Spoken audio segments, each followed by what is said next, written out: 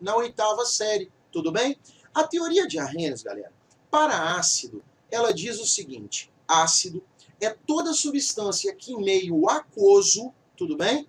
Toda substância que em meio aquoso libera H+. Então a condição para uma substância ser tratada, ser considerada um ácido de Arrhenius, é que ela esteja na presença de água. Importante, então, que o Enem já cobrou, é não esquecer que ácidos, conforme a teoria de Arrhenius, na presença de água, ionizam, tudo bem? Ionizam. Ionizam liberando H+. A gente tem aqui 2 exemplos de ácidos de Arrhenius. O HCl, o ácido clorídrico, presente no estômago, e o H2SO4, o ácido sulfúrico. Como é que eu identifico facilmente um ácido de Arrhenius? Gente, começa com H, tudo bem? Ácidos de Arrhenius começam com H. Aqui nesse caso, como é que eu ionizo essa substância? Bem, você sabe que toda substância, ácido de Arrhenius em meio aquoso, libera H+. Aqui, ó, liberou o H+. O que vai sobrar? O que está ligado ao H+, o Cl. O Cl-. Agora dá uma olhadinha. Quantos Hs eu tenho aqui, gente? Tranquilo? Tá claro que aqui, ó, eu só tenho um H, então será liberado um H+. E o Cl fica menos 1, porque é só um hidrogênio. Agora, H2SO4 é um ácido de Arrhenius. Por quê? Porque começa com H. Tá, todo ácido de Arrhenius, na presença de água, ioniza liberando H+. O que sobra? O que está ligado ao H. Sobra o SO4. Tá, mas dá uma olhadinha aqui.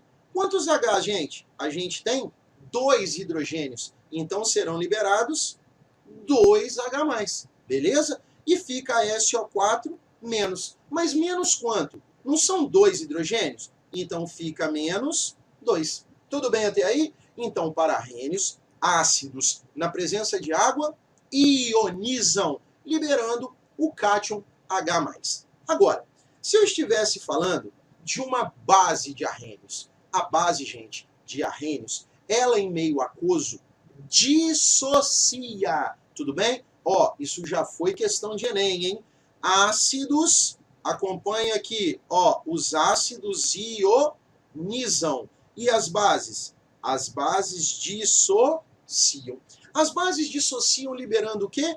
O OH-. Então, base, de acordo com Arrhenius, é tudo aquilo que termina com OH. Dá uma olhadinha aqui, ó.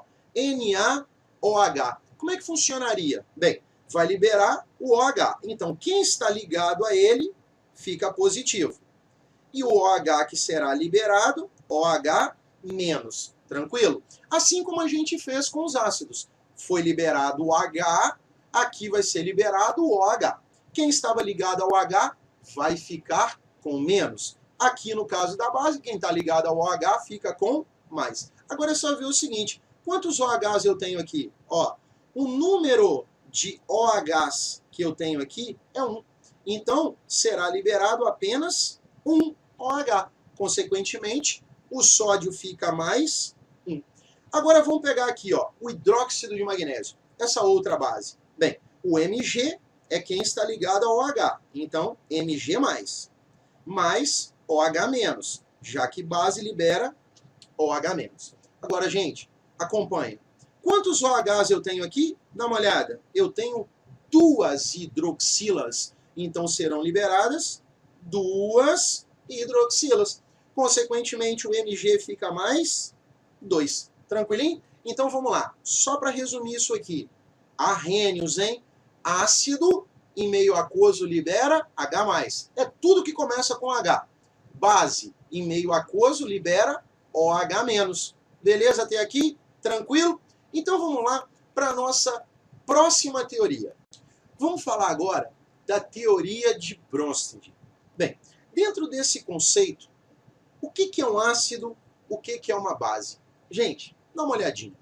Ácido, espécie doadora de H+. Peraí, lá em Arrhenius, ácido, não era substância que liberava H+? Sim.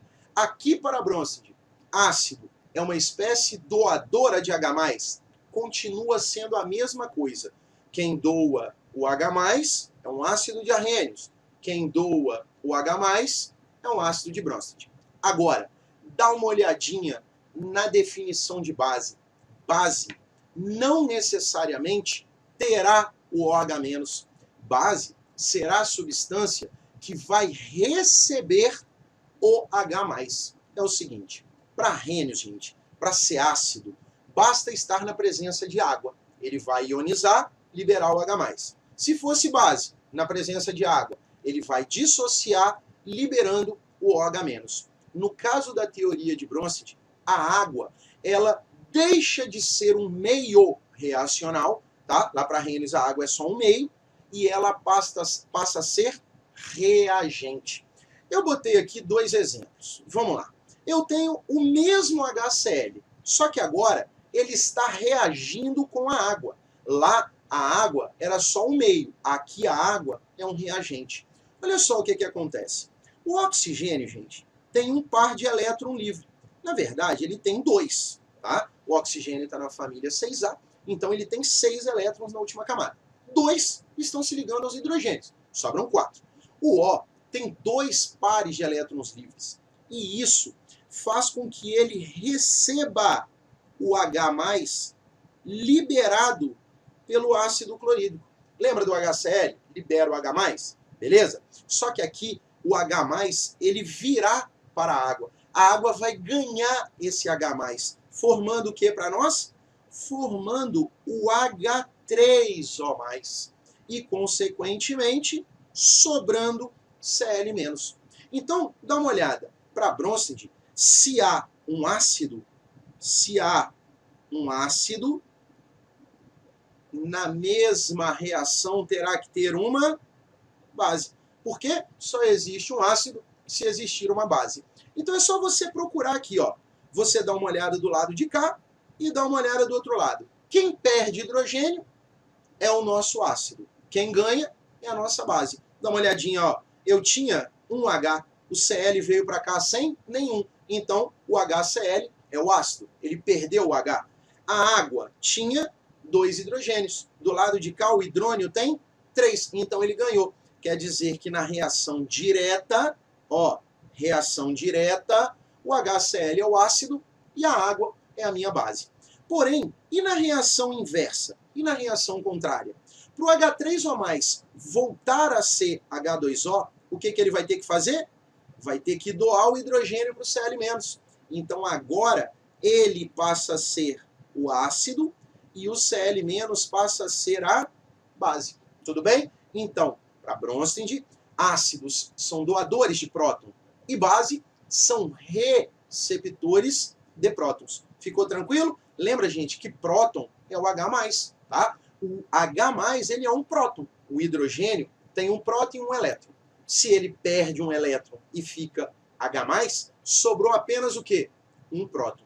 Tranquilo? Então, doador de próton, receptor de próton. Dá uma olhadinha na reação embaixo. Olha só. Aqui a gente tem a amônia. O nitrogênio, gente, tem um par de elétron livre. Se ele tem um par de elétron livre, ele pode facilmente receber o H da água. Se você lembrar aí, ó, a água, H+, OH-. O H+ vai para o NH3, forma aqui o amônio, mais a hidroxila. Dá uma olhadinha. Então, a amônia, ela ganhou o hidrogênio. Então, a amônia é uma base. A água aqui, nesse caso, se comporta como ácido. E na reação inversa? Dá uma olhadinha. Para a hidroxila voltar a ser água, o hidrogênio tem que voltar. Agora, o amônio é o nosso ácido, porque doou o H, e o OH é a nossa base. Tudo bem? Só um detalhe sobre a teoria de Bronsted. Quando você tem o ácido do reagente e a base no seu produto, isso aqui nós chamamos de par conjugado, tá? Então, quando você pegar alguma questão que estiver falando do chamado par conjugado, ele vai estar falando de quê? Dá uma olhadinha aqui, ó. O par conjugado nada mais é que isso. Quem era ácido no reagente vai virar base no produto. Quem era base no reagente vira ácido no produto. Na reação inversa. É isso que nós chamamos de par conjugado. Então, vamos lá. Resumindo, para Bronsted, ácido tem que começar com H. Beleza, os tradicionais ácidos diarrênios. Porém, as bases precisam ter átomos, tudo bem? Que tenham par de elétrons livres. Tranquilinho? Vamos dar uma lembrada aí naquela questão do Enem da amina, do cheiro do peixe. Gente, qual a característica de uma amina? A presença do nitrogênio. O que o nitrogênio tem livre? Um par de elétrons. Então, o nitrogênio, o cheiro do peixe, a amina, é uma substância básica. Então, quando eu uso o vinagre, por exemplo, o ácido acético, ou o suco de limão, que são ácidos, o que vai acontecer?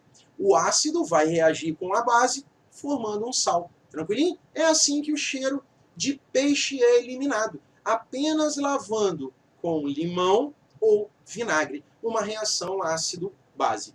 Um detalhe que talvez você esteja percebendo, que a água aqui, ela passa a ter classificação. Para Arrhenius, a água é só o meio reacional. Para Bronsted, a água é reagente. Então dá uma olhadinha. Na reação de cima, ela é receptora de próton. Na reação de baixo, ela é doadora de próton. A gente diz, então, que a água é uma substância anfiprótica. O que é uma substância anfiprótica? Ela tem duplicidade, tá? Anfiduplo. Lembra de anfíbio? Anfibio, vida dupla? Anfiduplo, duplo comportamento com próton. A água pode ser tanto um doador quanto um receptor. Tá, professor, mas quando eu vou saber que ela é um doador ou quando ela é um receptor? É só olhar a reação. Ela sempre virá seguida de uma reação. Veja quantos hidrogênios ela tinha e veja para quantos hidrogênios ela foi. Então, sempre serão 2, tudo bem? A água no reagente, sempre 2. Olhou no produto, 3. Aumentou, quer dizer que ela ganhou, então ela se comportou como base. A água no reagente, no produto é uma hidroxila, quer dizer que perdeu. Então, nesse caso, ela está sendo tratada como um ácido. Essa teoria de Bronsted, também chamada de teoria protônica. Tranquilo, gente? Beleza? Vamos lá, então, para